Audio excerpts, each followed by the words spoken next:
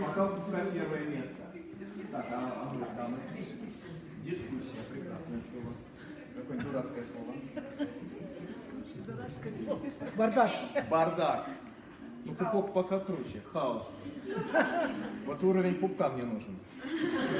Давайте, молодежь, посмотрим, кто... Ниже или выше уровня? Еще раз. Ниже уровня или выше? Ниже уровня или выше уровня? Понял. Так, а вот товарищи преподаватели?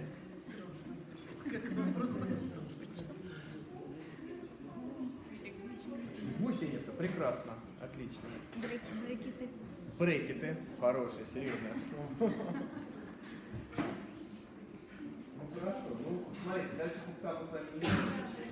Все остальное довольно серьезно. Ну что, последний шанс даю. Последний шанс раскрыться. Закройте глаза и скажите. Ну как, какой еще раз? Дистрофик. Дурдом, отлично. Психушка, класс. Ну что, ну хорошо. Ладно. Ну, в принципе, вот так вот мы иногда начинаем уроки с какой-нибудь, ну, совершенно новой, ну, мы с вами не знакомы, да? Нам для того, чтобы какой-то интерес взаимный друг от друга получить, мы должны как-то настроиться. Да, вот у меня у компьютера есть кабель, и у вас есть кабель. Я не знаю, какое у вас соединение. Я поэтому на всякий случай прихватил такой переходничок, который соединит мой компьютер с вашим проводом. Получилось. Я не знаю, какой переходник нужен для общения с вами. Я не знаю, чем вы увлечены, кто вы. Но вот в качестве переходничка может использоваться, ну, просто вот какая-то, ну, чем глупее тема, тем лучше. Вот тема глупого слова, она, в общем-то, наверное, самая лучшая. Дальше, смотрите. Вот мы должны были сидеть вот здесь вот, да? Мы в президиуме такие. Вот Наталья тут прекрасно осталась. Приятно. Приятно, у нас никогда не было такого. Я такого никогда не сидела. Когда мы там, а вы здесь, между нами, ну, полная, ну вот, граница такая непреодолимая, что ли. Как только я спускаюсь вот сюда, вам уже, то есть для вас я уже не какой-то там вот персонаж из политбюро, а ну, что-то более понятное, да? В принципе, вот здесь жалко, стулья все привинчены к полу. По идее, когда вы встречаетесь с каким-то коллективом, или с детьми, или там со студентами, или с кем-то еще, и вам кажется, что аудитория еще не замотивирована, то есть она вас немножко там либо побаивается, либо немножко презрительно смотрит с иронией. Ну, в общем, контакта нет. Один из тоже таких простейших лайфхаков — это сдвинуть стулья, ну как-то изменить, я не знаю, сесть на парты, сесть на пол. Ну вот встаньте все.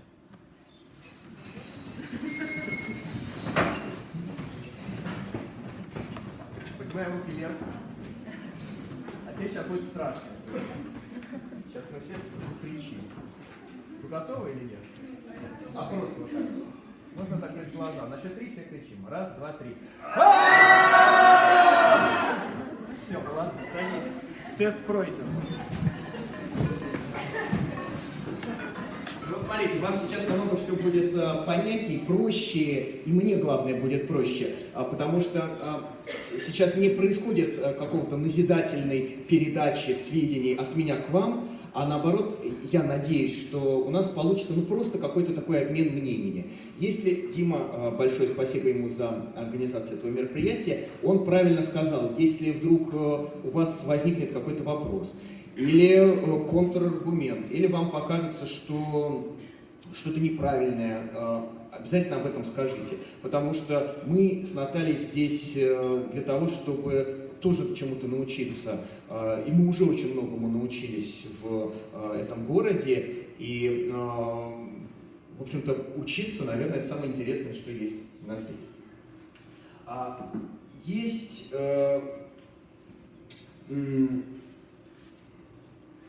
Я уже сказал, что по образованию мы художники и графики, занимаемся графическим дизайном, и чтобы немножечко лучше вас познакомить с теми вещами, о которых мы можем говорить, я вам поставлю такой коротенький видеоролик 6-минутный. Послушаем группу Deep Purple. Все знают группу Deep Purple? Да? Старшее поколение, а младшее еще не знает. Ну послушайте. От группы Deep Purple произошли, мне кажется, весь хард-рок, весь хэви-метал и вообще все, наверное. Это, по-моему, какое-то начало 70-х годов. Альбом Burn.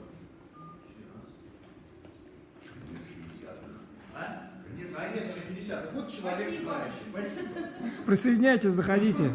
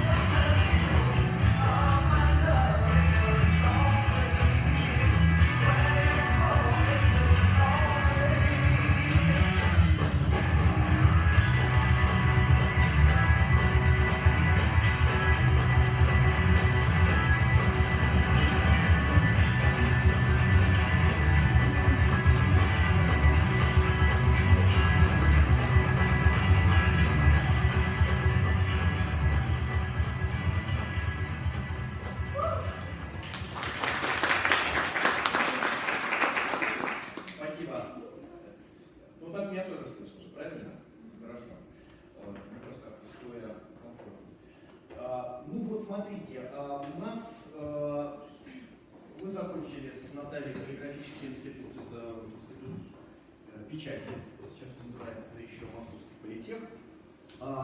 Учились мы на графических дизайнеров и, в общем-то, поработав самостоятельно, мы в какой-то момент тоже нас пригласили работать в институт. Так как у нас спецобразования нет, нас пригласили как, ну, как, не знаю, специалистов из отрасли, что ли, так. И за эти 14 лет у нас было уже 6 выпусков студенческих, это шестилетнее образование. То есть к нам попадают ребята из школы, практически с нулевыми знаниями какими-то, И мы сначала очень по этому поводу как-то переживали, а потом поняли, что сырой материал он всегда лучше, то есть мы можем просто начать говорить вообще о чем угодно, вот что нам кажется правильным. Поэтому, да, и у нас каждый курс, они иногда параллельно идут, там какой-то курс там третий, а мы там еще первый, например, набираем. Каждый курс у нас совершенно разная программа. Ну, в общем, программы у нас нет никакой, мы задания придумываем сами. Возможно, этому способствует какой-то просто добрый климат на нашей кафедре или полное отсутствие дисциплины, можно так сказать. У нас какая-то ужасно маленькая кафедра, все как-то сами по себе, все преподаватели так или иначе наши знакомые, либо наши студенты, что тоже бывает. Или наши учителя. Это такая микросемейка, причем все являются художниками и дизайнерами, и для всех преподавание это какой-то такой параллельный процесс. Я не знаю, насколько это правильно. Я не знаю, может быть, правильнее было бы выучиться на преподавателя, который бы вел графический дизайн и не работал бы по специальности. Ну вот мы вот такие вот. И мы все время экспериментируем, и плюс к вот этому нашему длительному преподаванию на длительных таких дистанциях, это 6 лет, 6 лет надо продумать, чем мы 6 лет будем заниматься с курсом из там, 20 человек. Мы лет 5 назад открыли свой собственный курс, он называется Т-24. Это типографика из 24 занятий состоящая. Типографика – это работа со шрифтом, это работа с большими массивами текста, и я кратко еще, если вам будет интересно, покажу, что это такое. Потом мы открыли еще маленькие курсы, в которые пригласили наших коллег в качестве преподавателей по моушн-графике, по верстке. В прошлом году мы открыли годовой курс Типомания School, у которого название, у этой школы название такое же, как наш фестиваль. И в этой школе уже мы преподаем вместе с нашими коллегами, то есть кроме нас самих, там есть еще целый большой коллектив разных преподавателей, которые тоже занимаются плакатом, каллиграфией, шрифтом. Ну давай, поближе микрофон. И если вам интересно про нас немножко поподробнее почитать, вот есть, во-первых, сайт vasim.ru, это основная страничка моя. Здесь есть ссылка на дизайн-студию «Гроза», которую я руковожу, фестиваль «Типомания», который проходит в Москве уже 7 лет в конце мая. И сейчас такая какая-то уникальный случай, когда фестиваль открылся еще и в Улан-Удэ, и мы здесь представляем часть нашей московской программы. И, ну, что самое, в общем-то, удивительное, что благодаря Диме Галсану и его коллегам и в типоманию нашу влилась бурят-монгольская каллиграфия, и это как-то все смешалось, вот восток-запад, единый какой-то такой очень необычный такой какой-то суп, шуленчик такой. И нам это очень нравится. Образовательный проект, это тоже, если сюда нажать, вы выйдете вот на такую страничку. Здесь перечислены те образовательные всякие курсы, школы, которые мы с Натальей ведем. Детская дизайн-школа «Шум», тоже про нее поговорим. И у каждого этого проекта есть свой веб-сайт, поэтому вы сможете при желании посмотреть, как это все устроено. И также это мы все с Натальей вместе ведем. И еще у нас есть детская дизайн-школа «Шум». Вот так вот выглядит веб-сайт. Тоже там куча всяких разных картиночек. Я тоже вам, если захотите, покажу. Даже если не захотите, все равно покажу маленькое видео про то, чем мы там занимаемся. И здесь контингент совершенно иной. Это от 6 лет, а иногда от 5 даже. Приходят дети. Это раз в неделю проходят занятия в симпатичном здании, музей Москвы, такое старое здание, и мы там, в общем, чудим и балуемся с детьми, и постоянно я сталкиваюсь с ужасом, когда я не знаю, как поступить, когда я чувствую, что нет ответа на какие-то складывающиеся ситуации, потому что ситуация может быть такая, ну, например, мы затеяли какое-то задание для детей. Со взрослыми в этом смысле немножечко проще, да, вот я вас попросил встать, вы сразу встали, попросил сесть, вы сразу сели, полная дисциплина. С детьми, разумеется, не всегда это работает. Вот, например, там я прихожу на урок, это полуторачасовой урок, и у меня еще 3 ассистентки есть. Портреты сейчас найдем. Ника, Полина и Маша Дубровина. В общем-то, это тоже наши студенты. То есть это все какая-то такая команда, которая вокруг нас собирается. И уже не совсем понятно, кто студент, кто друг, кто коллега. У нас там на 3-м курсе есть одна девочка, Диана, которая оказалась такой инициативной, такой какой-то живой, какой-то такой бесстрашный, что ей было поручено, например, собрать прям буквально выставку собственную для нашего фестиваля «Типомания». Да, выставка японского плаката у нас была, на фестивале «Типомания» много всяких разных экспозиций, и вот нам хотелось японский плакат показать. Да, это он как раз был представлен на выставке «Типомания» в Лондоне. Это 30 работ, 30 плакатов. И вот Диана, она сама выбрала, нашла в Гугле те плакаты, которые казались интересными, нашла их авторов, написала им письмо, попросила их прислать файлы, мы эти плакаты напечатали, и она еще сделала маленькую книжечку, каталог. Это вопрос какой-то вот заинтересованности и превращения учебного процесса, учебных отношений, да, вот учитель-ученик. Полное спутывание. Я понимаю, что с точки зрения, наверное, профессиональной педагогики это совершенно недопустимо. Учитель должен быть учителем. А вот тут у нас как-то так получается. Более того, у нас происходит и смена ролей. Про это тоже я вам расскажу. А вот сложные ситуации, например, какие с детьми на нашем шуме иногда могут произойти. Приходишь ты на занятие, приносишь, ну я не знаю, вот у нас такой был урок, я принес макароны длинные, спагетти такие, да, купил в магазине на 100 рублей и подумал, что было бы классно из этих спагетти на этом уроке поделать, ну, например, какие-нибудь небоскребы. Да, я как-то себе представил это, я подумал, что я им покажу какие-то картинки, может быть, как крепятся эти элементы, может быть, там, я не знаю, покажу какие-нибудь фотографии небоскребов. В общем, что-то там напланировал себе, прихожу, так мы раскидываем эти макароны, кто-то обязательно в рот берет, кто-то начинает хрустеть, ну хрусти, пожалуйста. Я рассказываю задание, и вдруг там девочка Ася говорит: «Дома, а можно я буду делать скелет археоптерикса?» Ну и вот что, вот как поступить, да? Ну, понятное дело, я в первую очередь спрашиваю, а кто такой археоптерикс?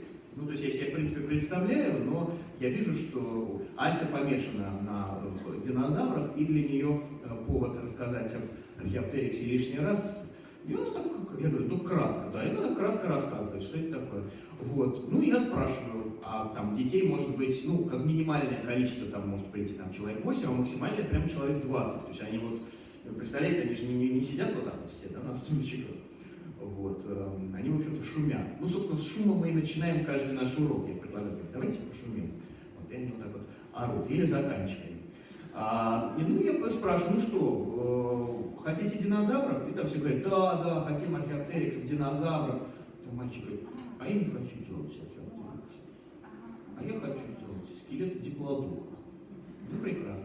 Мы делаем все эти диплодоков и бронтозавров, как-то клеим, я не знаю. Да, кстати, иногда бывает, что мы полностью готовы к уроку и знаем с моими ассистентами, как прикрепить макаронину к макаронине, а иногда бывает, что не срабатывает. Ну, там мы решили, что они наклейка, а клей там не сохнет. Вот.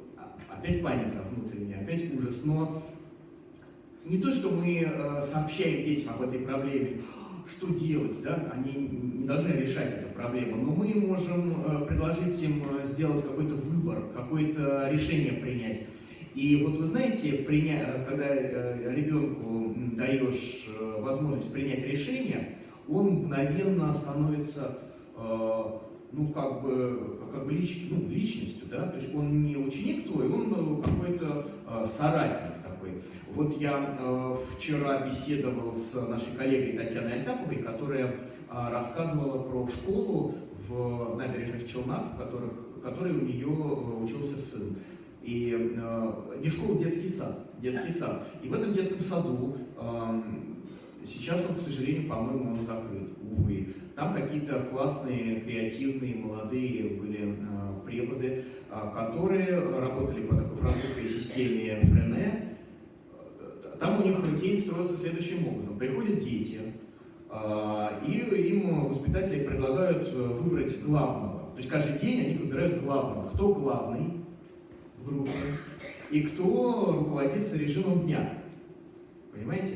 И они вместе строят планы на день. Ну что, они, например, сегодня гуляют, или там они переносят обед. Понимаете? Переносят обед в другое время. Или там не спят, или там читают. Понимаете? А следующий день они нового человека выбирают, либо того же самого.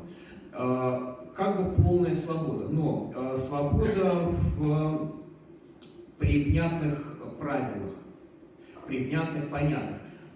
Может быть, вы знаете, может быть, вы сами помните себя на уроках ИЗО, когда вам предлагают рисовать на свободную тему. Может быть, вы как преподаватели давали такое задание. Вот мне почему-то кажется, я как-то себя вспоминаю в школьные годы, рисование на свободную тему — это какая-то самая, как-то самая непонятная тема, как-то самая скучная, что ли, тема. То есть намного интереснее, когда вам как-то задание обозначают, причем вы можете условия для этой свободы дать очень необычные. Не знаю, самый такой тупой пример. Вы предлагаете детям или студентам, или взрослым, кому угодно, нарисовать там, я не знаю, жирафа, но вот на таком длинном листе. Вот не на таком листе жирафа рисуйте, а вот на таком. Понимаете? И вот, мне кажется, это интересная история. А как его нарисовать? Спящий жираф, жираф со срубленной шеей, или там жираф не влезший, да, только там ногти его видны, а остальное все вышло за пределы. Такие условия, они озадачивают и выбивают из такого состояния. Видимо, это самое лучшее, что преподаватель может предложить своим ученикам. Прошу, я вам сейчас покажу такую вот киношку, в которой видно, как это происходит. Это просто набор заданий, что ли. Каждый урок — это свое задание. То есть там задание, Пасха, например, да, почему бы не привязаться? Значит, дизайн куриного яйца. В общем, куда заводит это упражнение, тоже совершенно вначале не ожидаешь, ты им там говоришь про форму, причем это совершенно может быть отвлечено от религии, разумеется, такой продукт дизайн. А куда потом выводит это задание, совершенно непонятно. Там печать типографской краской или костюм. И вот здесь я просто сделал какую-то подборку.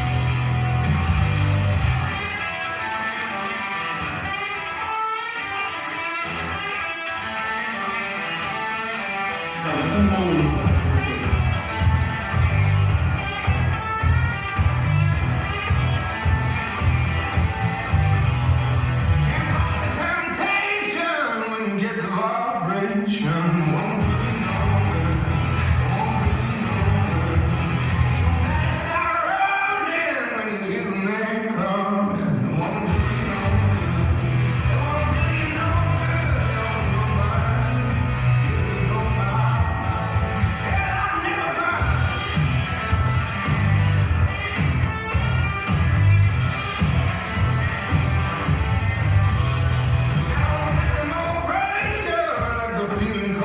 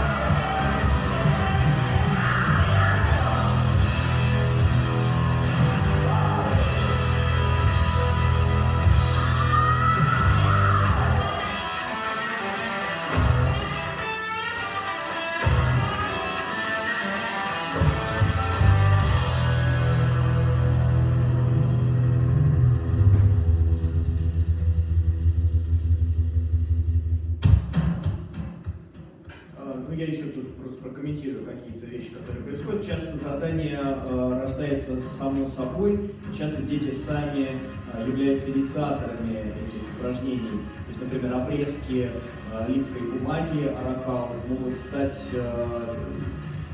поводом для создания масок или каких-то иллюстраций, или там, например, распечатки тарелок становятся основой для создания каких-то феятелей.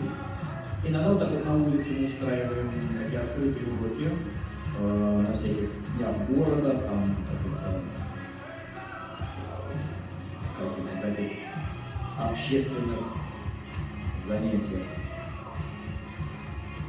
Иногда приглашаем друзей, которые нам близки, с тем, чтобы они провели урок. Иногда для друга дизайнера это какой-то первый вообще педагогический опыт. И мы там, то приглашаем архитектора, то мультипликатора, то графического дизайнера. Обрезки. Был я на одном производстве и в помойке набрал целый мешок обрезков фанерных, принес детям. Говорю, ну чего, поделаем что-нибудь? Вот они поделали кучу, так они развлекаются. Это я отвернулся. Мальчиков в голову, девочки закатали в скотч. Непонятно, что делать, ругаться, да, или хвалить. А это нам фирма одна бумажная дала целую кучу бумаги, и мы из нее делали всякие персонажей, которые потом попали на выставку в Центральном доме художника. Такая была интеграция шума в реальную выставку, что ли. И параллельно с вот этой вот работой с детьми, которая увлекательна и опасна, как альпинизм, наверное, потому что ты все время ничего не понимаешь, чего там дальше будет. А у нас идут уроки со студентами. Ну, как правило, это раз в неделю встреча, и шум тоже. И вот есть у нас на Наталье такой микроролик, который показывает, что происходит в течение 6 лет обучения. Начинаем мы с каких-то очень простых упражнений на форму, на контрформу, на какую-то композицию, пластику шрифта, пластику пятна, линии. Потом постепенно выходим на более сложные вещи через иллюстрацию, через знаковую иллюстрацию к знаку, логотипу, к фирменному стилю. Ну и таким какой-то вершиной, наверное, является всех этих задач сложно-структурная книга. То есть книга, в которой соединены разные типы текстов и изображений, и верстка там, и сама форма этой книги. Ну, то есть книга как фильм, книга как какой-то, не знаю, театральная постановка.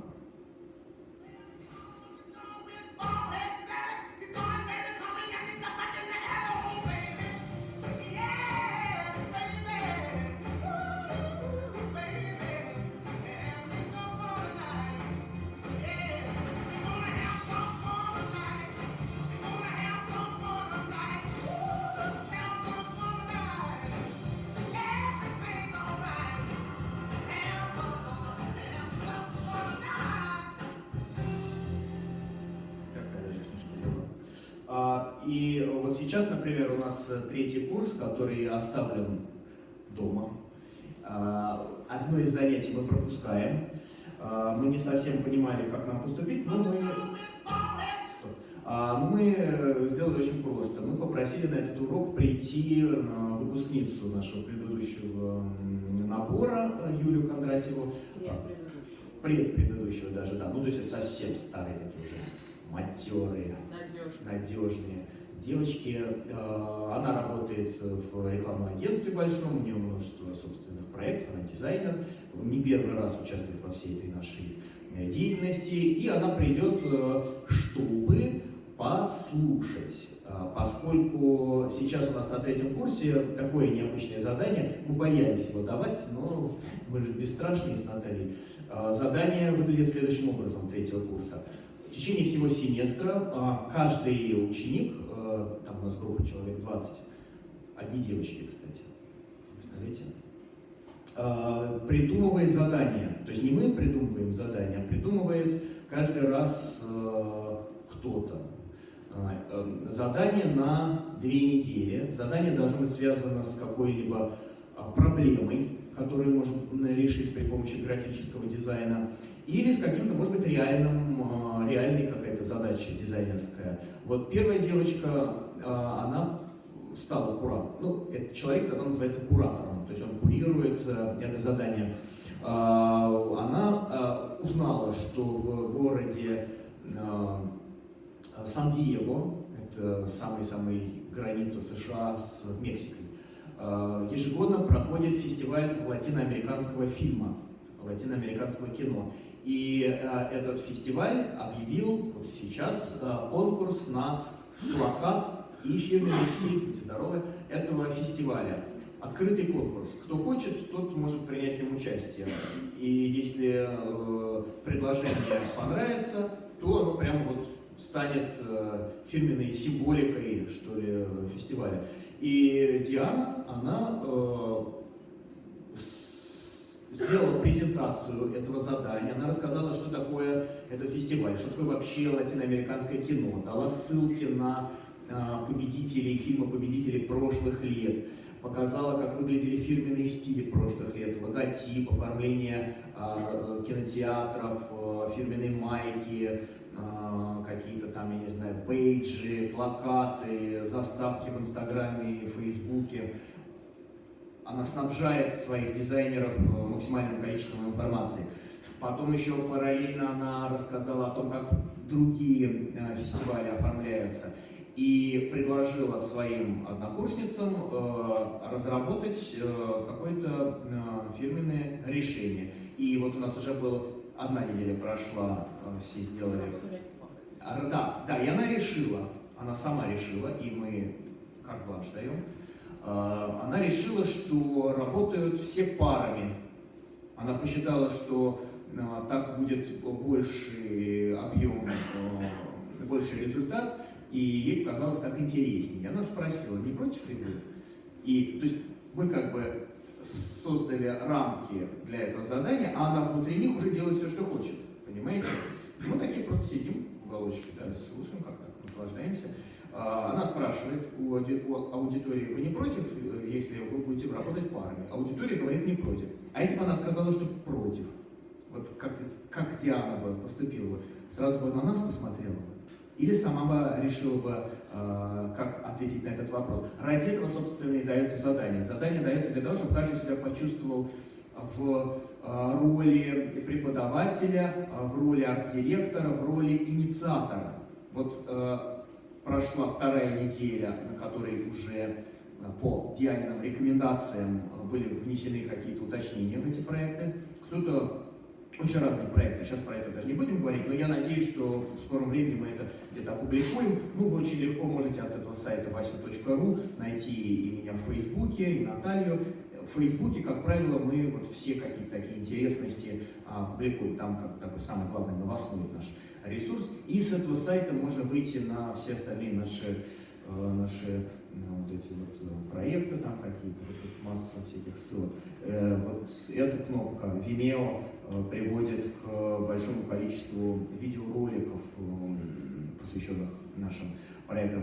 И то занятие, которое мы пропускаем, на которое приходит Юля, это 3-е, заключительное, когда уже куратор презентует результаты своего проекта. Вот как она это сделает, как она расскажет кратко о самом задании и о том, как с ним справились все остальные. Будет ли она это говорить, или она поручит дизайнерам, девочкам, которые справлялись с этой работой. И это ей решать, понимаете?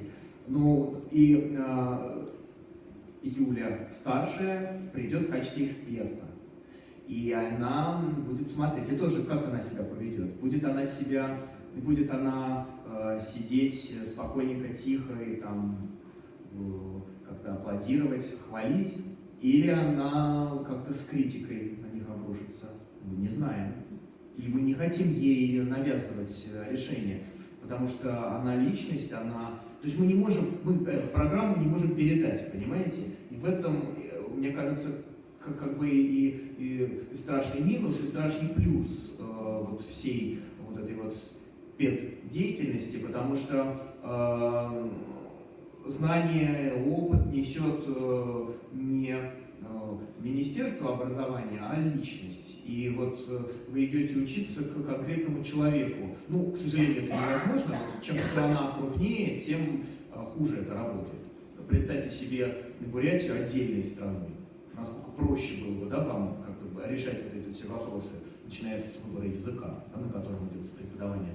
А у нас гигантская какая-то, чрезмерно гигантская страна, в которой мы все вот должны как-то быть завязаны, все учебные заведения завязаны, все это как-то в Москве происходит еще такой довольно сложный такой болезненный процесс слияния вузов, слияния школ, какие-то огромные такие глыбы, которыми очень трудно управлять, в которых трудно что-то такое самостоятельное, личностное делать. Ну вот нам просто повезло. Вот у нас такой вуз, в котором за нами не следят, за нашей кафедрой. Может быть, скоро будут следить. Да, отличный способ самореализации — это проекты частные. Вот мы взяли этот шум, просто открыли, придумали, сколько стоит урок. Причем вначале я проводил просто бесплатные уроки, для того, чтобы люди могли прийти, посмотреть, интересно это или нет. Потом мы назначили цену. И люди стали приходить. Все отлично работает. Большая часть этих денег уходит на материалы все равно. Я каждому ассистенту своему плачу деньги, чтобы для них это было... Начинали они как волонтеры, а теперь это такая работа маленькая, работа. И получается, что мы прямо как-то выставили просто бизнес-процесс такой. Вот, мы арендуем какой-то такой, не убыточный, во всяком случае.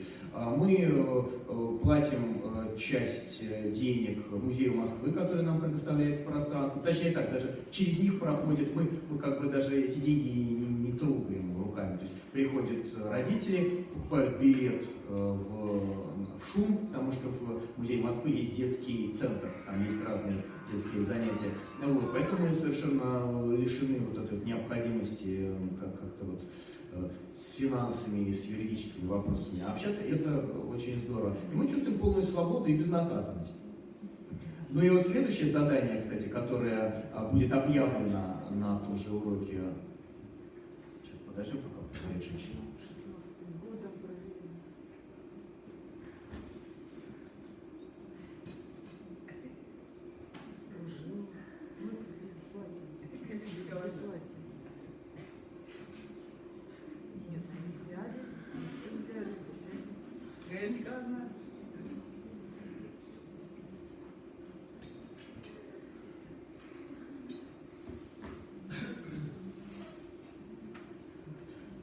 И следующее задание, которое должно быть дано во вторник, через несколько дней, его придумала другая девочка, Варя, оно называется «Навигация на кладбище».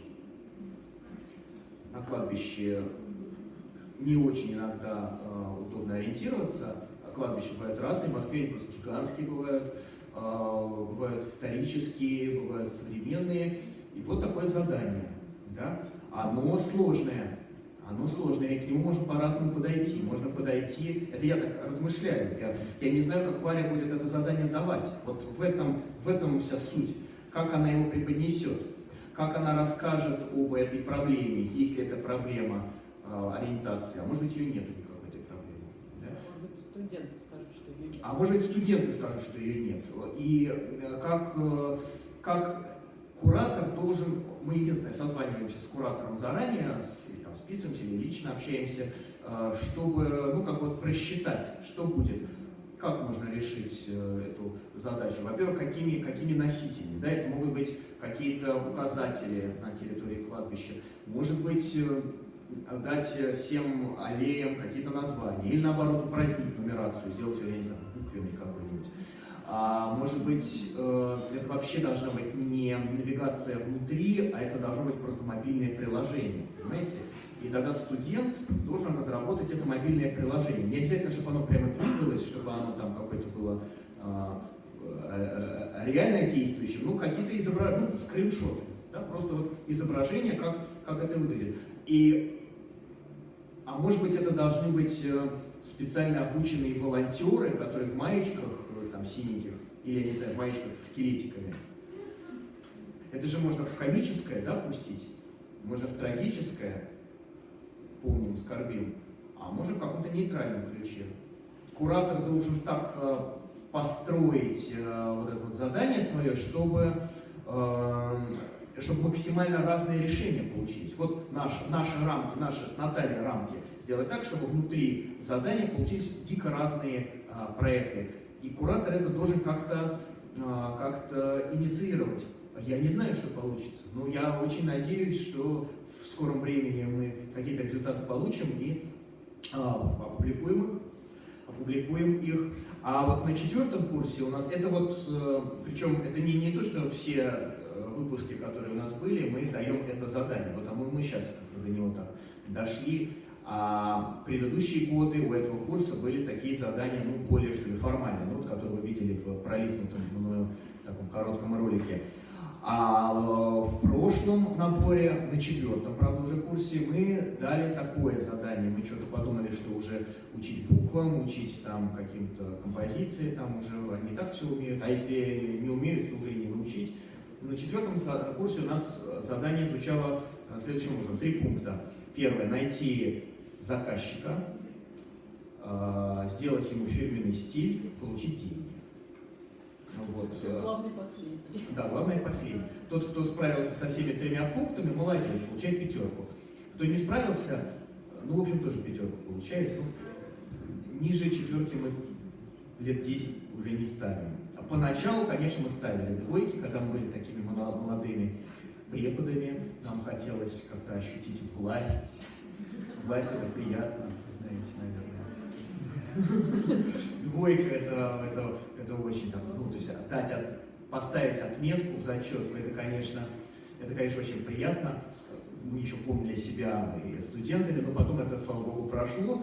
И, то есть, мотивирующим инструментом является просто вот вовлечение в проект. То есть просто наша какая-то дружба, которая может выйти за рамки обучения, за рамки нашей аудитории, какая-то... То есть нету цифровых никаких вот, эквивалентов.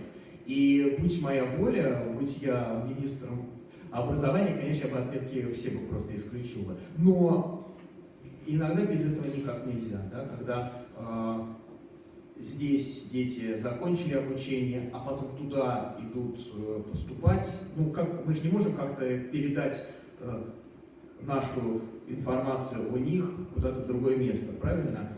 То есть, когда происходит вот это, увы, обезличивание человека, ну вот он превращается просто в некий там вот абитуриент с такой-то фамилией, с таким-то номером диплома, там, да? Это все, это уже какая-то вот единица безличная. Ну, видимо, вот в таких ситуациях без этой отметки никак не обойтись. Ну, должно у него в аттестате что-то быть написано. То есть вот эта вот вся так называемая креативная педагогика, она работает вот в каких-то только маленьких сообществах, маленьких каких-то курсах, маленьких группках. Но так как каждый из вас является центром какой-то группки, преподаватели, студенты, у вас же есть какие-то свои собственные дружеские какие-то коллективы, да? Вы же можете что-то придумывать все время. Вот ядро для экспериментов, для ошибок. Ошибка вообще самое главное, нам кажется. Сделал ошибку, посмотрел, как устроено. Да? Для того, чтобы понять, как устроена игрушка, ее надо сломать, ее надо разобрать. Для того, чтобы понять, как устроено задание, как устроен какой-то педагогический принцип, надо поступить неправильно, надо сделать ошибку, надо дать задание, которое не работает. У нас много раз так случалось. Даешь какое-то задание, и вот не получается. Там студенты приносят плохие результаты, или не приносят результаты, или не могут понять. И ты такой сидишь в поту, ведь просто не знаешь, чего делать. Вот сломалось. А без этого как? Без слома никак не получится. Еще вам покажу сейчас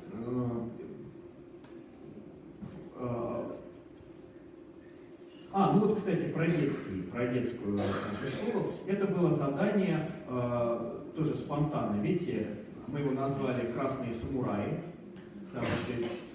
А получилось как? У нас от одной из выставок остался рулон такой красной дешевой материи, который укрывают парники, спангон называется. Ну, прям такой вот рулонище, там, я не знаю, 300 метров.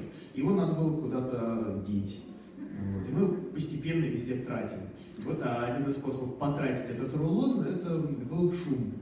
Мы его туда приволокли. И вот я понял уже, что материал настолько классный, что в принципе вообще задание даже давать не надо. То есть мы его раскатываем, вообще можно даже молчать. Там, положить ножницы, там, скотч, не знаю, там, палки какие-то, степлер.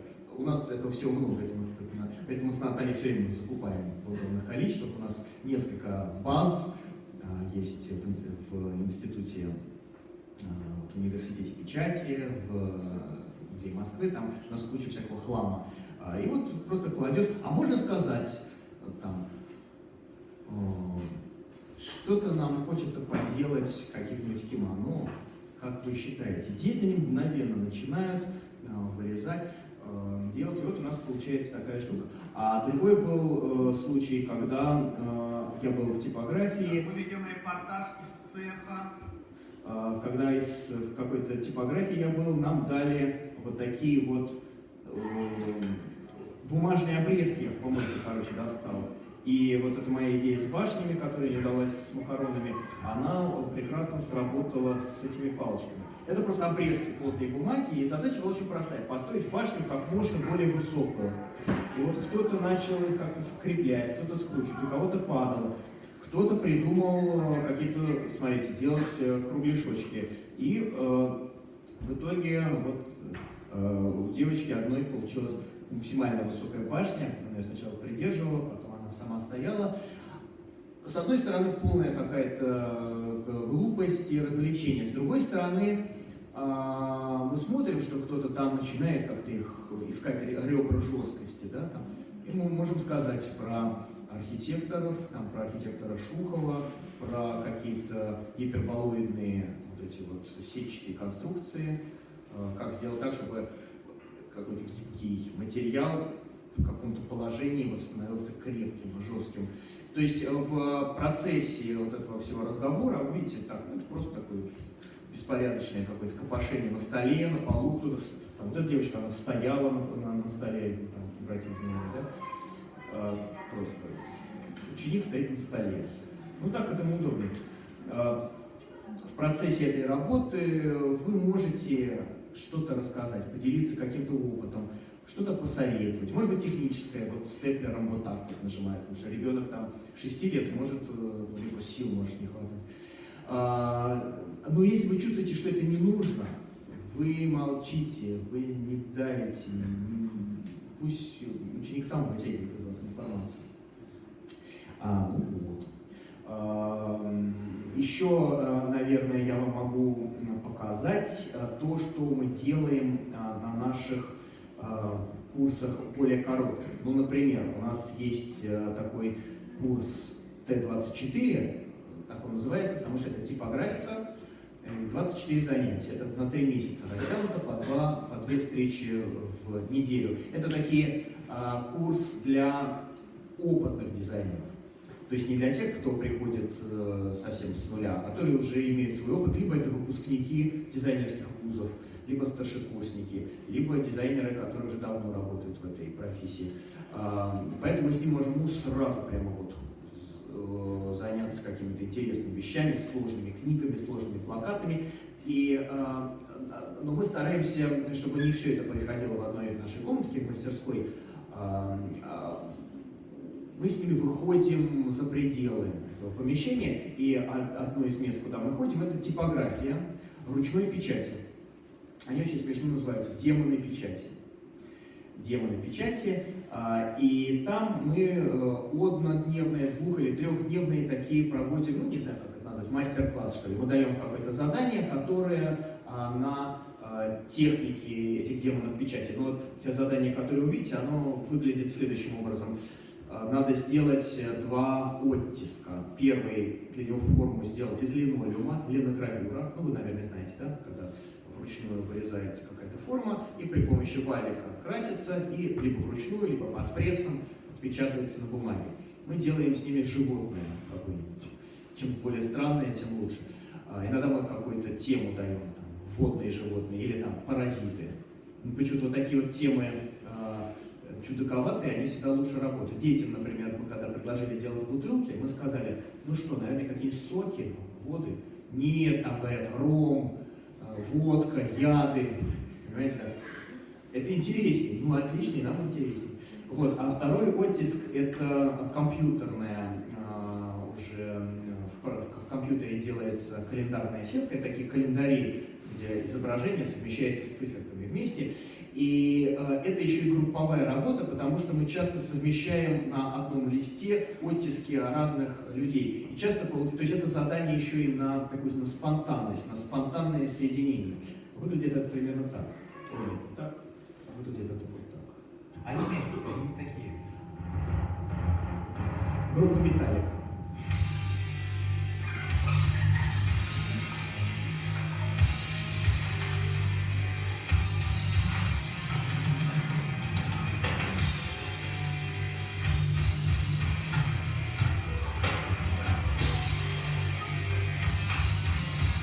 Надо, чтобы и сама гравюра была красивая. Вот.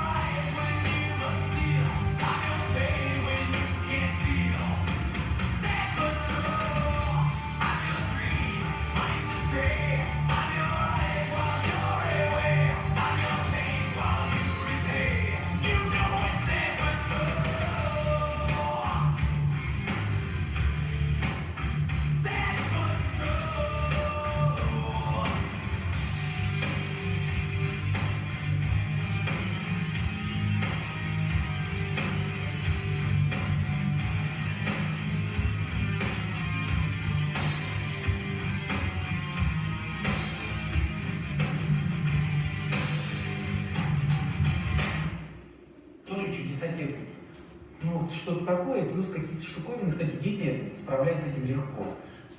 Вообще-то это гард. Фотография не такая вкусная. Не такая вкусная. Ну вот, как вы видите, результаты довольно разные. Есть результаты послабее, есть посильнее, но для нас это, в общем-то, не важно, потому что у каждого учащегося свой какой-то уровень, свой какой-то... Нам главное, чтобы ученик, маленький, взрослый, сделал что-то большее, чего он умел до того. А насколько его личный уровень отличается от уровня другого человека, это вот никаких параллелей мы не проводим. Может быть, это ошибка, а может быть, это правильно. Собственно, все. Вот я так кратко по всему пробежался.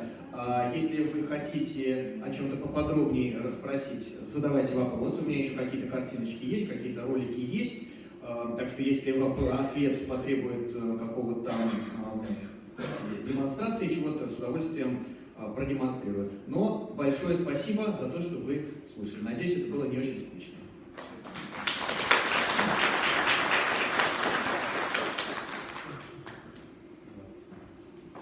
Спрашивайте. Нам очень понравилось. Спасибо. Я к тому, что хотелось бы тоже свободы в ВУЗе. Ее нет, и мы все время ограничены рамками, конечно, стандартов и прочих бумаг, которые нам вот не позволяют так свободно, вот как у вас, да, так бы и хотелось. Но мы стараемся какие-то вещи тоже безумные делать, и чтобы это как-то люди продвигались.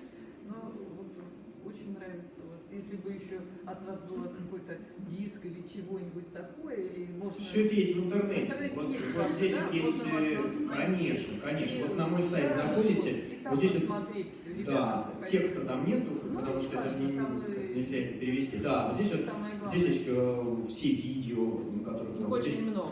прошу, да. За все годы. Здорово, что вы приехали. Да, прошу вас. Какие учебные заведения вы заканчивали? Мы закончили 2 общеобразовательные школы с Натальей. Наташа закончила художественную школу, я закончил музыкальную школу и ПТУ, не доучившись там. И мы встретились с Натальей в университете печати. Раньше это назывался Московский полиграфический институт. Когда мы его заканчивали, это был университет печати. Сейчас это называется Московский политех. То есть профильное учебное заведение, связанное с полиграфией, были фанаты полиграфии, фанаты печати сами, поэтому учились тому, чем мы занимаемся. Мы графические дизайнеры, педобразования, повторюсь, нету. А вы знакомы с Корытовым? А что вы говорите? Да, С деканом знакомы? конечно, Вы Корытов. когда с ним сотрудничаете или нет? Он здесь бывает ежегодно. Олег Корытов? Да. Ой, какая прелесть. Олег Корытов, несмотря на то, что он наш декан, он учился у нас на несколько курсов младше, поэтому мы к нему все равно относимся как к младшему товарищу немножко, хотя он такой крупный и больше нас с Наташей вместе взято. Слава богу, Олег, видимо, хороший руководитель. Ну, до тех пор, пока он работал, был хорошим руководителем, потому что он понимал, что не надо никого брать в узду, и надо создавать, ну, хороший руководитель, тот, кто дает хорошие рамки такие, да, за которые, ну, то есть должны все-таки быть какие-то ограничения, да, то сейчас преподаватели распоясываются совсем. Вот он устраивал такие рамки, в которых и нам было комфортно, и это не выходило за рамки тех самых бумаг, о которых вы говорите. То есть все происходило в пределах правил. Занятия должны происходить в аудитории, проходят в аудитории. По закону разрешается иногда по специальной докладной записке провести занятия где-то там, в типографии, в студии, на улице. Значит, мы пишем записки и выходим. То есть программой предначертано проведение там определенных отчетных выставок. Мы их проводим. Требуется изучение, я не знаю, там, книжных форм и там, я не знаю, искусство шрифта. Все это входит, ну просто вот способ, как рассказать о книге, да, через листание книги, через создание книги или через валяние на полу, в общем-то, это уже за этим, ну, как трудно проследить. Поэтому, как вы знаете, любой закон, любое предписание, ну, всегда можно найти какой-то способ, как его, не нарушив, сделать то, что ты хочешь. Ну, мне кажется, опыт подобной работы в нашей стране испокон веков существует. Довольны нашим руководителем. Может, молодежь хочет спросить что-нибудь? Ребята, спрашивайте, не стесняйтесь.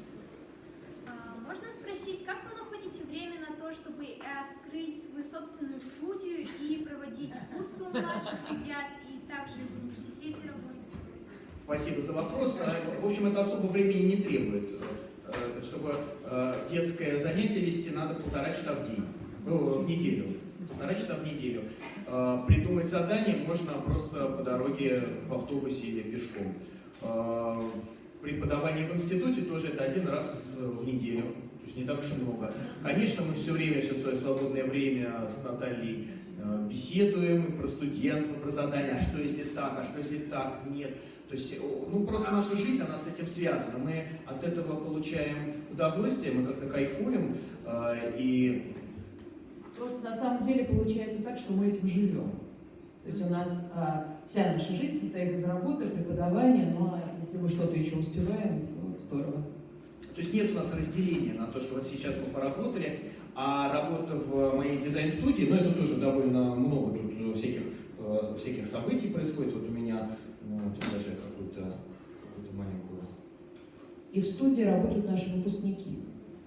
Я покажу. Которые наши дипломники. Вот, смотрите. «Гроза дизайн» называется студия. И вот эти девочки, они у нас 6 лет учились, 2 года назад они выпустились. 5 оказались самыми толковыми. Они и курсовые работы делали интересно, и в срок, и неожиданно, и были инициативны, придумывали, предлагали какие-то не связанные с нашей программой вещи. И вот мы с ними работаем, раз в год делаем фотографии. Вот но это не единственное их место работы, они работают в серьезных студиях московских и иностранных, периодически ездят на стажировки. Даже у нас такая даже и сама дизайн-студия немножко необычным способом устроена. Мы не сидим все в одном месте. То есть вот это наша команда, это наша гроза, мы связаны чатом в Фейсбуке, телефоном. И с этой девушкой, например, мы сейчас прямо вот в настоящий момент делаем книжку для музея космонавтики про Сергея Королева, про его жизнь, про космос. По вечерам проходит общение здесь, да, туда.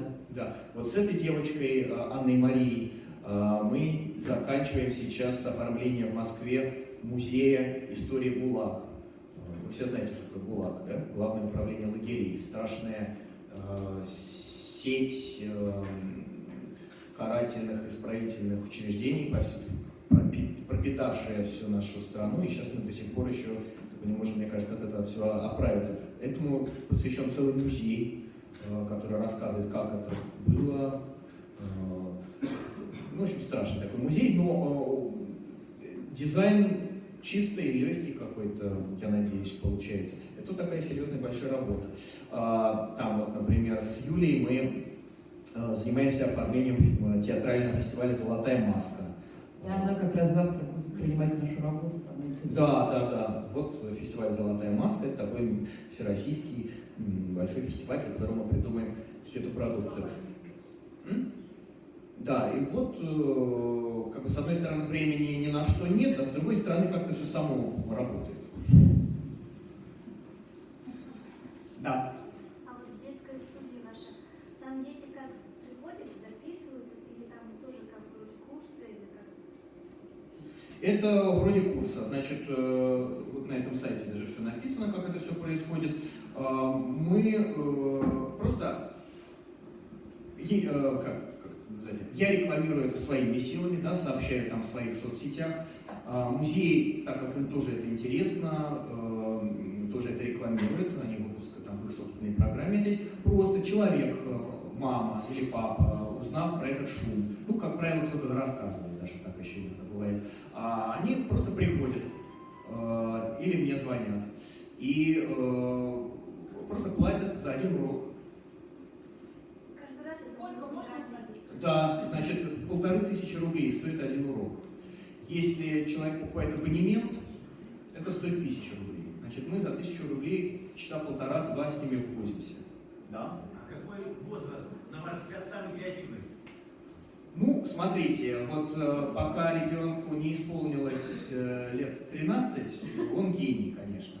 Дальше уже немножко сложнее. Дальше он уже начинает робеть, или там подключается какое-то образование, и тут уже, а вот до этого времени, в общем, ничего не нужно. Ну, то есть вот как только ребенок берет карандаш, да, там, в год, там, в 1,5, или там, в полгода, фломастер начинает вести линию, она гениальная.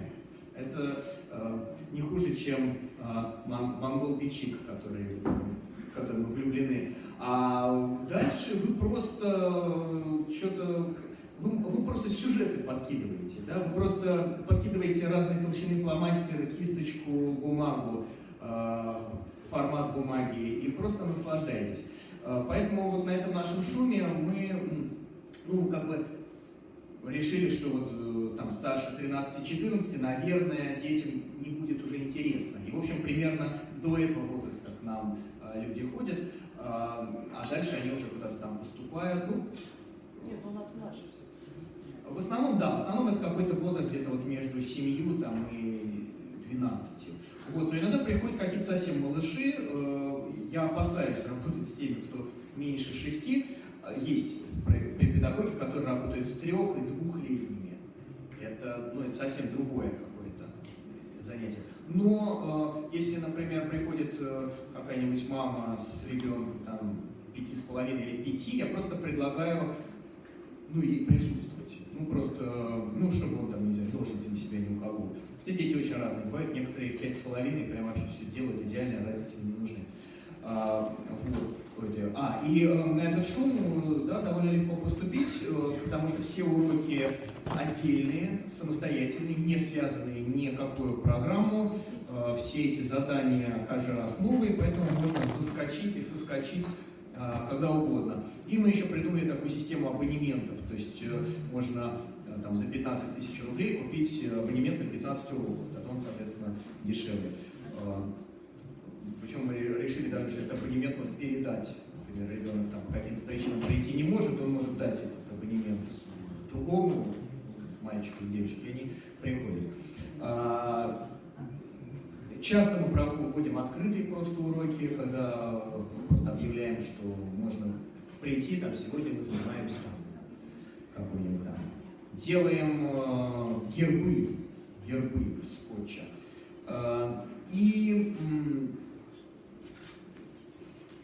Еще бывает так, когда мы просто приглашаем друзей, которые нам помогают провести какой-то урок странный, новый, и они приводят своих детей, когда это вообще не за деньги, это какая-то такая просто дружеская атмосфера. То есть любой, в общем-то, человек может прийти на наш шум и помочь нам урок проводить, захватить с собой своего ребенка. Может быть, это тоже какая-то, с точки зрения маркетинга, там, неправильная система, но нам так как-то веселей. Да. Можно подробнее рассказать про ВУЗ и как можно учиться в Подробно про ВУЗ можно посмотреть на их сайте gub.ru. Неважно, вы можете найти Московский политех. Это просто теперь огромный институт. Да, это огромный институт. Туда добавили уже несколько институтов, и это большая проблема. Наш называется теперь как-то очень сложно, что-то про медиаиндустрии и еще что-то, но там можно все найти. Там есть правила, есть факультеты, есть цены, есть даты. Мы так как-то сбивчиво отвечаем, поскольку мы себя как-то не считаем частью этого вуза. То есть у нас нет чувства такого национального сознания. Еще такой момент, что когда мы учились, и для тех, кто учился, грубо говоря, еще 10 лет назад, это все называется полиграф. Московский полиграфический институт, он давно уже, и мы-то учились уже не в нем, но все равно мы ощущаем себя частью полиграфа, и вот к нему, пожалуй, у нас есть такие нежные чувства, и позвали нас, собственно, просто наш профессор позвал нас преподавать в наш институт. Это наше любимое место, заканчивали наши многие родственники, друзья, вся наша тусовка. И очень хороший институт. А то, как он сейчас называется, все эти правила, мы как-то далеки от этого. Не очень интересно. А потом его так часто переименовывают, часто меняют правила поступления, длительность обучения. Мы не знаем. То есть мы не можем подробнее ответить на этот вопрос, рассказать об институте, но я могу вам дать не то чтобы совет, а такой, знаете просто, что вот надо, наверное, не в институт поступать, а к преподавателю идти. Потому что вы понимаете, что даже там в школе, в любом университете, в любом любом учебном заведении. Собственно, главным является тот человек, с которым вы занимаетесь. Сейчас Наталья скажет. Ну, это немножко сложно в реалиях нашей жизни, потому что неизвестно, куда вас распределять, но хотя бы надо понимать систему преподавания вуза. Одна в нашем институте более-менее, в общем-то, там много общих вещей. То есть, может быть, мы самые креативные из наших преподавателей и нестабильные, но у нас очень хорошие педагоги есть. В Строгановке другие преподаватели, еще в каких-то вузах другая система. И вот узнав систему, поняв, нравится или не нравится, интересно или неинтересно, надо нацеливаться. Для этого надо смотреть, искать в фейсбуках, потому что сейчас многие преподаватели дают отчеты, и не только мы. Есть какие-то видеоролики, есть на сайтах вузов, я знаю, выкладывают работы. Наверное, так можно только понять. Ну и если говорить не о московских учебных заведениях, потому что они есть и в других местах, как Наталья сказала правильно, смотрите специфику самого учебного заведения, что там происходит, чем занимаются, какая, не знаю, внутренняя идеология, прийти посмотреть на стены, да, вот что. И все-таки попытаться понять, кто, ну, я не знаю, кто из преподавателей набирает там, в этом году, кто будет вести эти уроки. Я не знаю, как в других сферах, но в дизайне у каждого преподавателя есть свои работы, грубо говоря. Да? То есть вы идете, вы можете узнать, чем вообще он занимается, кто это такой, вообще. Наверное, в других областях тоже бывает такая возможность посмотреть, чем человек занимается, что он из себя представляет. Может, он пишет какие-то интересные научные статьи, а может, он пишет скучные научные статьи. Поинтересуйтесь, посмотрите. Это одновременно и вопрос к преподавателям. Да? Рассказывайте о себе, ведите какие-нибудь, я не знаю, блоги, публикуйтесь в расчете не только на ВАК, а на молодежь. Я просто хотела еще сказать, что в нашей профессии такой редкий случай, когда действительно преподавать, но не работать в этой профессии невозможно. Ну, во-первых, выжить сложно, если только преподавать. А во-вторых, все дизайнеры, они любят свою работу, и поэтому просто будет скучно только преподавать. Хотя я знаю, что были идеи у Министерства образования не разрешать дополнительную работу преподавателям, вот мы должны сидеть за столом на кафедре и ждать наших студентов. К счастью, пока это не произошло, к счастью, пока мы все представители отрасли, и мы работаем, делаем, и поэтому вы точно знаете, к кому вы идете, кто ваш преподаватель. Его работы на выставках видите, в интернете, спрашивайте мнение других людей. И мне кажется, это очень здорово, но это, конечно, специфика профессии нашей. Еще раз. Как пишут дипломы? А у нас Они их не пишут. А у нас такие специфические дипломные проекты, надо сделать какой-то дизайн. Как правило, это вот в институте, вот этом вот нашем государственном, это сложно-структурная книга. То есть человек должен выбрать тему, ну, например, я не знаю, там жизнь и творчество Федора Шаляпина или какая-нибудь, я не знаю, там фотографии и изучение Марса. Да любая тема, любая интересная какая-то тема. Это может быть реальная, кстати, работа, такой тоже иногда бывает выдуманная. Собрать материал самостоятельно, подумать, как это издание будет устроено, маленькая книжечка, толстенькая, большая, что там будет внутри, и постараться максимально подробно. Ну, то есть, по сути, это как бы письменная работа, но только сделанная визуально. То есть, в итоге должен получиться... Текст не надо писать к этой, но надо продумать это издание и его красиво сверстать, красиво его спроектировать и презентовать. То есть, как-то его вот продать, чтобы это было симпатично. Здесь на этом моем сайте... Здесь жалко интернет, я вам просто показал. В общем, вот отсюда, из вот этого Vimeo, это сайт, на котором расположено много всяких видеороликов, там можно найти видеопрезентации, что ли, студенческих проектов. Вот.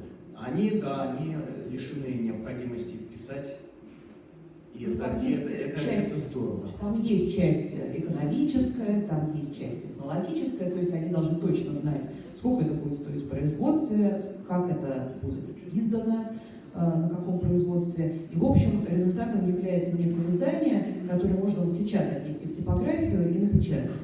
Оно сделано от и до. Это квалификационная работа, которая показывает, что человек готов к самостоятельной работе. Он может идти работать в издательство, он может работать фрилансером, делать работу полностью, включая общение с заказчиком, а в нашей профессии это очень важно.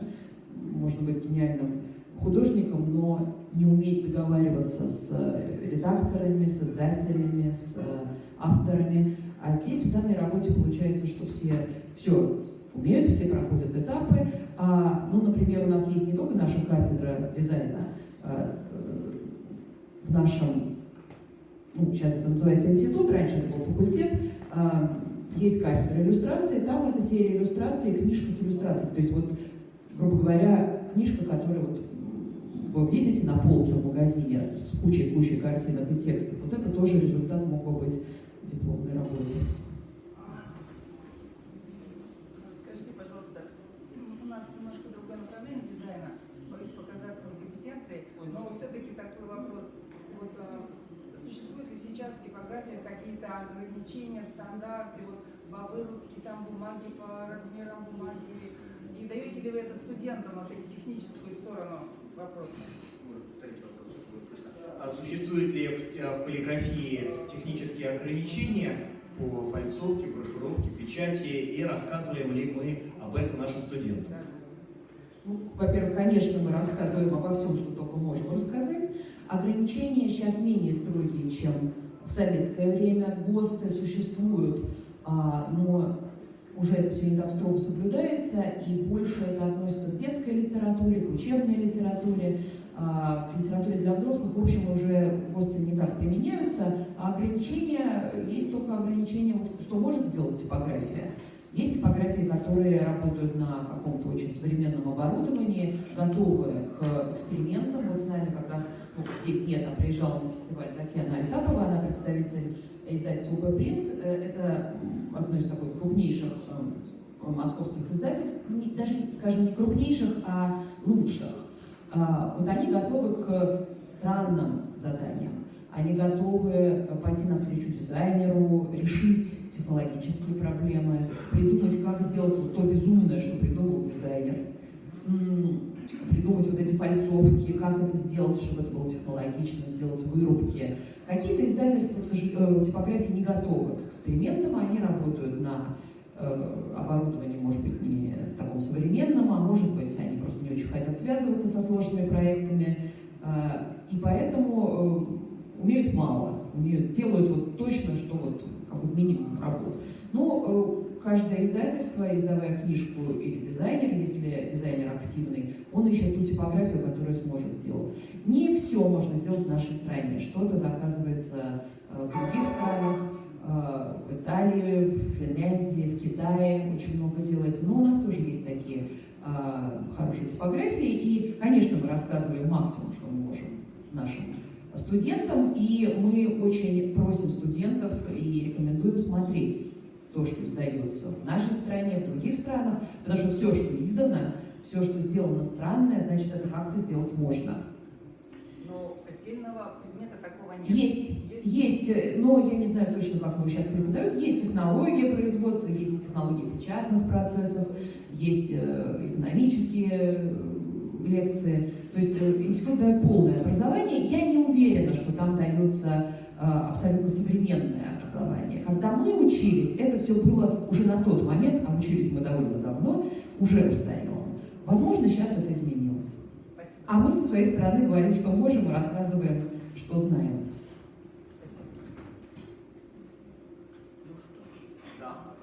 Внедряется ли в учебный процесс изучения графических планшетов? Сейчас, по-моему, вся молодежь глобально многие рисуют на графических планшетах. Я работаю со шрифтами, она все-таки... Внедряется ли в обучение использование графических планшетов?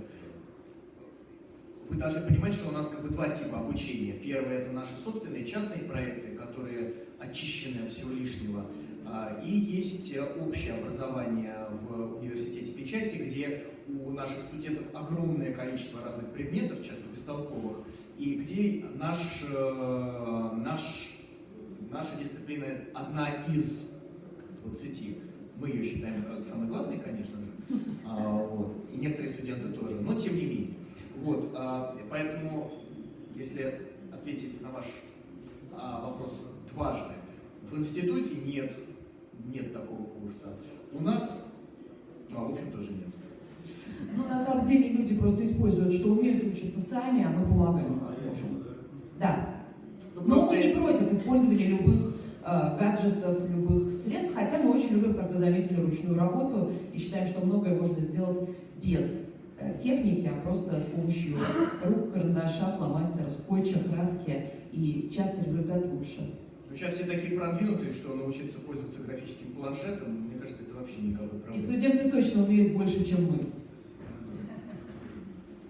Главное, руками уметь. А вот руками не все. А вот руками не все. Поэтому, видите, мы часто красим, клеим. А про гаджеты мы у них спрашиваем. Да. А можно сделать? А расскажи как? А сделай. И вот они нам помогают. Причем Знаете, как приятно, маленькие. знаете, как приятно нас учить. Бывают случаи, когда в какой-то момент мы сами немножко умеем, вот это motion графика, Adobe After Effects, на очень таком начальном уровне. И в какой-то момент мы им показываем, программа так устроена, так. А потом они уже сами это сделают хорошо, и я прямо совершенно не стесняюсь, звоню, я не знаю, могу третьекурснице позвонить, спросить: слушай, мне надо вот такое сделать, где это? Она говорит: Александр, где кнопочка? Она говорит: Александр Андреевич, это надо делать через вот такой-то плагин, вот я ему сейчас вам пришлю по почте. И это не снижение уровня преподавателя, а наоборот повышение уровня. Ну, я смею надеяться, что у нас с нашими студентами хорошие дружеские отношения. Во всем случае, я сужу по выпускникам, которые скучают и радуются, когда видят нас. И мне кажется, студенты нас не боятся. И не робеют, и могут с нами поговорить. И это очень, мне кажется, важно и в креативной педагогике, и в креативной уметь разговаривать со студентами. И, может быть, чуть-чуть сокращать эту страшную дистанцию педагог и студент в разумных пределах, безусловно, не надо становиться близкими друзьями в момент обучения, а вот после института уже можно. Ну что, на этой хорошей ноте... Хотела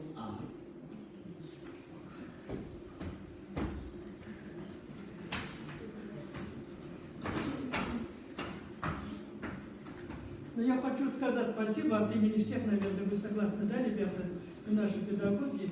Спасибо Александру с Натальей и всем организаторам, потому что такое явление в нашей культурной жизни города, республики, наверное, впервые такого масштаба. Это международный фестиваль. Вдумайтесь, ребята, как нам повезло все это видеть и, главное, принимать активное участие. Я хочу сказать ребятам, волонтерам, которые все эти дни развешивали, потом снимали. Сегодня вот эти будут оборудование все это на место ставить, да? Это тоже ваша помощь. Вы должны быть довольны тем, что вы принимали участие в таком хорошем благородном деле.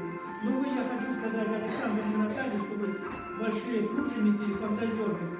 Сегодня я просила занятий, 2 группы, это 4-й курс и 3-й курс.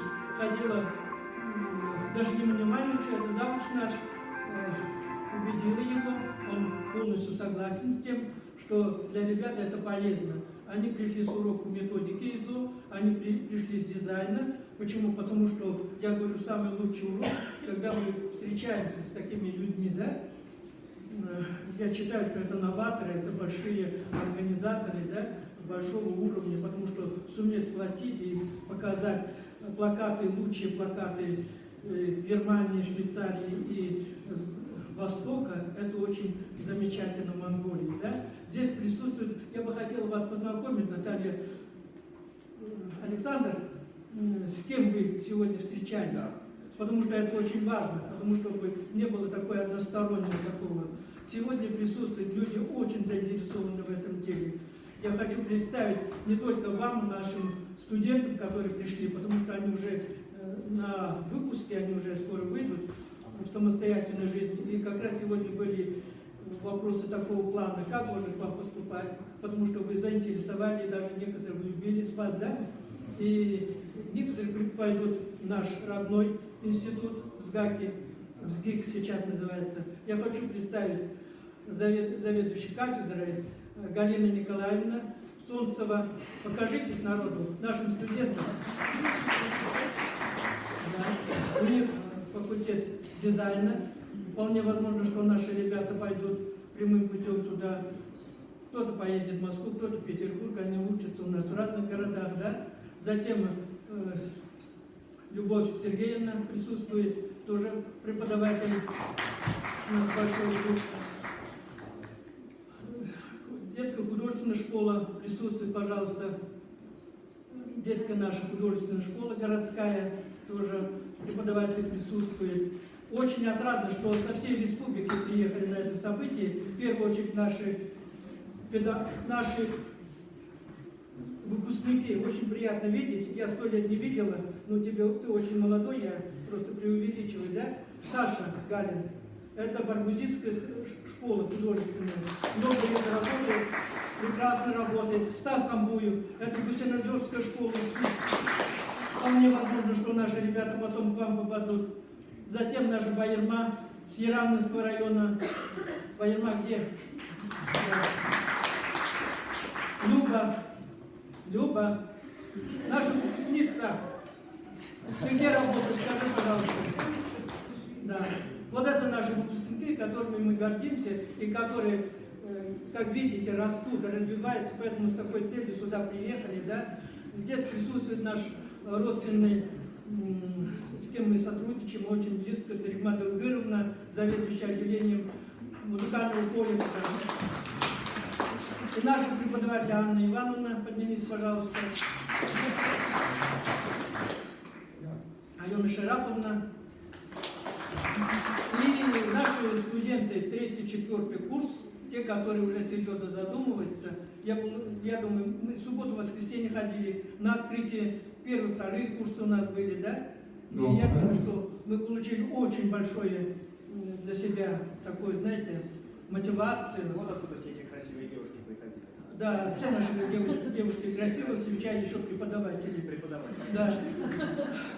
И потом я еще хочу сказать, что мы собираемся графический дизайн, мы к этому приближаемся. В этом году 7 миллионов денег нам выделяют на приобретение оборудования. Это только первый шаг. В ближайшем будущем мы будем участвовать в чемпионате, да, лучше по профессии. Поэтому у нас такая перспектива, мы заинтересованы. Я хочу сказать спасибо Диме Галсанову, это наш представитель Бурятии, который является организатором. Весной приехал, озадачился. Светлане Сыдыповне встреча была, потом в сентябре, когда мы были, к сведению вас, тоже мы были, только что приехали в Златоуст, это всероссийская выставка школы учителей искусства, поэтому очень у нас много интересных планов. Поэтому, спасибо вам, Дима, что без вас, Дима, вашей помощи, спасибо. И потом я хочу, вот они сегодня к вечеру уезжают на 3 дня, ну, на 2 дня, посмотреть красоту нашей Бурятии, природу. Да. Вы были, нет? Нет. Ну, прям все Поэтому я думаю, что это будет... Мы от вас без ума, но вы будете без ума от нашей природы, потому что такой природы, каждый любит свою родину, свою малую родину, да? Это прекрасно. Они будут... Пусть Баргузин едете, Байкал увидите, и я думаю, что все эту энергетику от наших студентов, от наших преподавателей, от нашей Бурятии и нашей природы вы везете с собой. Я думаю, что встреча наша не последняя, потому что мы думаем в перспективе, раз у нас такая специальность будет, не раз будем встречаться, и вполне возможно, что наши ребята поступят к вам. Но мне очень понравилась одна вещь, которую вы сказали, что мало того, что вы владеете графическим, то есть это компьютерной техникой, которой я вообще не разбираюсь, да? Поэтому за вами великое будущее. Я всегда говорю, вы только начинаете жить, у вас вся жизнь впереди, да? И я думаю, что самое главное, надо научиться рисовать своими руками, мыслить нестандартно, да? тогда любая техника вам подчинится. А то на первый курс один студент пришел и чуть ли не собирается уходить. Самый-самый такой посредственный. И говорит, я думал, говорит, здесь будут учить сразу дизайну, а здесь, оказывается, еще рисунок, живопись здесь. Для него это было открытие. Я говорю, знаешь что, дорогой, я с радостью с тобой расстанусь, если ты немножко не вдумаешься. Ну ладно, всем желаю.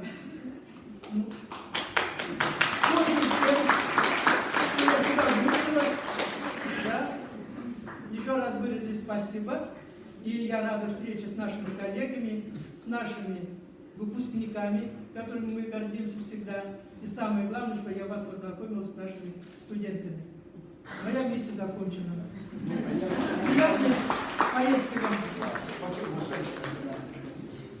Я хотел в дополнение сказать, что оргкомитетом фестиваля Типомании подготовлены сертификаты для участвующих в данном мастер-классе. Вот у нас один колледж уже подготовился, это колледж искусства имени Чайковского, и частично уже забрал. Те, кто получили уже сертификаты от колледжа искусства Чайковского, вы их получите там. А всем остальным присутствующим я предлагаю, ну, так как у нас время очень сжато, потому что в 12 часов нас ждут уже на телеканале АТВ, где Саша любезно согласился дать интервью.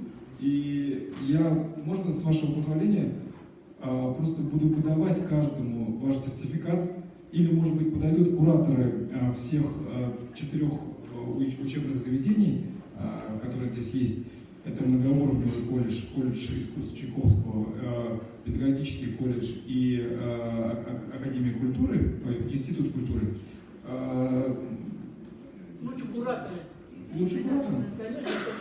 Нет, а можно мы сделаем еще проще? Можно мы сейчас просто в порядке живой очереди каждому выдам, а уже куратор соберет от ваших сотрудников, присутствующих, и вы сами решите, как их подписать. Вы разрешите нам это, ладно? Просто мы по времени очень сильно уже не укладываемся. Спасибо огромное всем. Мы очень надеемся, что фестиваль принес для вас какую-то конкретную пользу, и мы надеемся, что вы нас будете поддерживать и в будущем во всех остальных. Спасибо.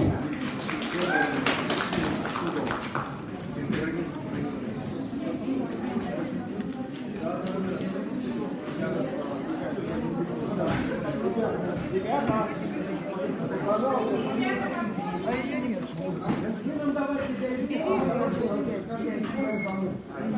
Число порядка 60, смотрите, сколько всегда у нас